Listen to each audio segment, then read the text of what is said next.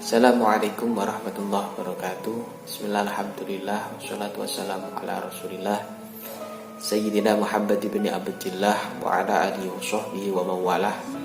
La hawla wa la quwata illa billah mabada.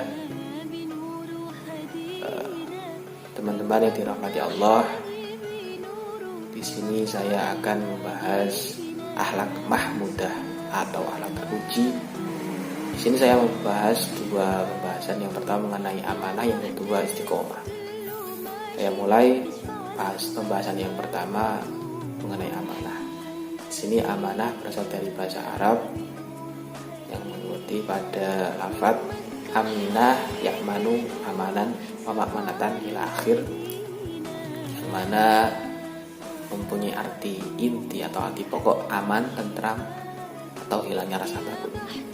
Sedangkan secara istilah amanah di sini berarti pesan yang dititipkan seseorang atau dipercayakan seseorang kepada seseorang yang lain.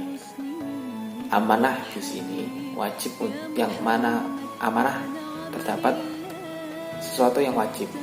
Ya, ini ketika amanah terhadap hak Allah seperti sholat, zakat, puasa, dan lain sebagainya. Nah, di sini amanah erat kaitannya dengan tanggung jawab. Jika seorang tidak memiliki rasa tanggung jawab, berarti orang tersebut tidak amanah. Begitupun juga sebaliknya. Di sini ayat tentang amanah terdapat pada Al-Quran yang berbunyi innallaha ya'murukum an tu'addul amanati ila ahliha wa idza hakamtum bainan nasi an tahkumu bil 'adl innallaha ni'ma ya'idzukum bih innallaha kana sami'an basira. Yang berarti Allah sesungguhnya menyuruh kamu menyampaikan amanah kepada yang berhak menerimanya, dan menyuruh kamu apabila menetapkan hukum di antara manusia supaya kamu menetapkan dengan adil. Sesungguhnya Allah memberi pengajaran dengan sebaik-baiknya kepadamu. Sesungguhnya Allah Maha mendengar lagi Maha melihat. Dan ayat selanjutnya menjelaskan tentang amanah terdapat pada surat Al-Ma'arij ayat 32 yang bunyi walladzina hum li amanatihim wa ahdihim ra'un. Mana ayat tersebut menjelaskan tentang amanah. Terus yang selanjutnya, amanah di sini terdapat beberapa macam. Yang pertama, amanah kepada Allah.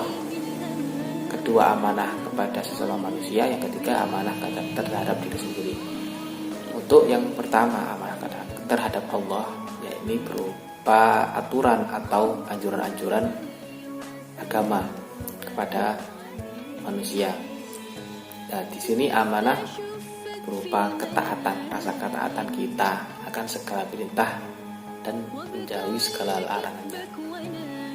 Hal tersebut juga terdapat dalam Al-Quran surah Al-Anfal yang berbunyi Allah ya ayyuhalladzina amanu la tahunullaha wa rasulahu wa tahunu amanatikum wa antum ta'lamun.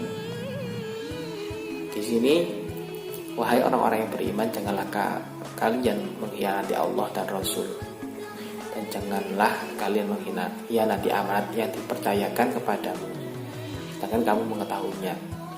Nah, di sini amanah terhadap Allah seperti contoh kita diwajibkan sholat, kita harus sholat, puasa, haji, dan lain sebagainya. Yang kedua, amanah yang sifatnya terhadap sesama manusia atau hablum minan nas, yakni biasanya berupa sesuatu baik itu material atau non material yang dipercayakan seorang kepada orang lain. Di sini terdapat dalam surat An-Nisa ayat 58 innallaha ya'murukum an tu'addul amanati ila ahliha ila akhir,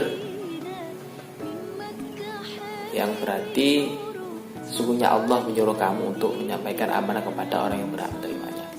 Seperti contoh ketika amanah terhadap sesama manusia, amanah rakyat kepada pemimpin atau presiden. Presiden dipilih karena mendapatkan amanah dari rakyat untuk menjadi seorang pemimpin dalam suatu pemerintahan. Ketika presiden tersebut tidak amanah, maka mereka berdosa kepada semua rakyat yang terdapat dalam negara tersebut. Ini erat kaitannya dengan hablum minanas. Yang selanjutnya adalah amanah terhadap diri sendiri, berupa segala nikmat yang ada pada manusia yang berguna bagi diri sendiri. Nah, di sini dapat dibaca surat Al-Mu'minun ayat 8, walladzina hum bi amanatihim wa ahdihim ra'un. Yang berarti seperti contoh ketika kita menjaga diri kita sendiri. Ketika kita sakit, kita harus berobat. Jangan sampai kita berpangku tangan mengharapkan kesembuhan tanpa adanya sebuah usaha. Itu amanah yang untuk kita sendiri, diri sendiri. Yang terakhir dari amanah adalah hikmah. Yang pertama, dipercaya orang lain. Yang kedua, mendapatkan simpati dari lawan maupun kawan. Hidupnya akan sukses dan dimudahkan oleh Allah. Itu hikmahnya. Yang selanjutnya mengenai istiqomah. Istiqomah adalah berasal dari masdar yang diambil dari kata taqwa yastaqimu, istaqala yastaqilu, yang berarti lurus, tegak atau konsisten. Sedangkan secara istilah dapat berarti tegak di hadapan Allah atau tetap dalam jalan yang lurus dengan tetap menjalankan kebenaran dan menunaikan janji dengan baik berkaitan dengan ucapan, perbuatan maupun perilaku kita. Sedangkan menurut Az-Zumardi, istiqomah adalah sikap tegas, konsisten, tidak condong ke kanan atau condong ke kiri, atau dalam istilah lain tidak pelin-pelan dalam melakukan sesuatu. Di sini istiqomah terdapat pada Al-Quran juga ayat 13 surat Al-Ahqaf yang berbunyi innalladzina qalu rabbuna Allahu tsumma istaqamu fala khaufun 'alaihim wa lahum yahzanun.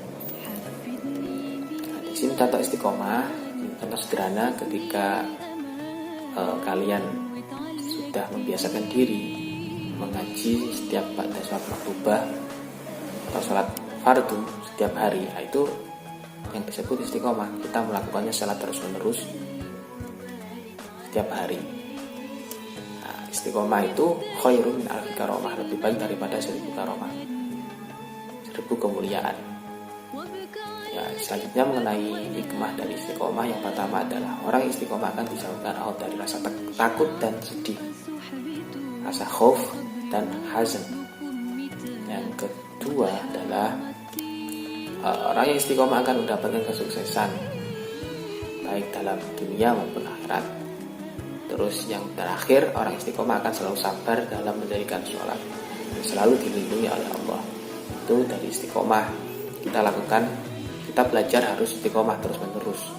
Tidak boleh kita merasa mampu, merasa pintar sehingga kita tidak terus untuk belajar. Oke, itu dari saya mengenai pembahasan amanah dan istiqomah. Kurang lebihnya mohon maaf.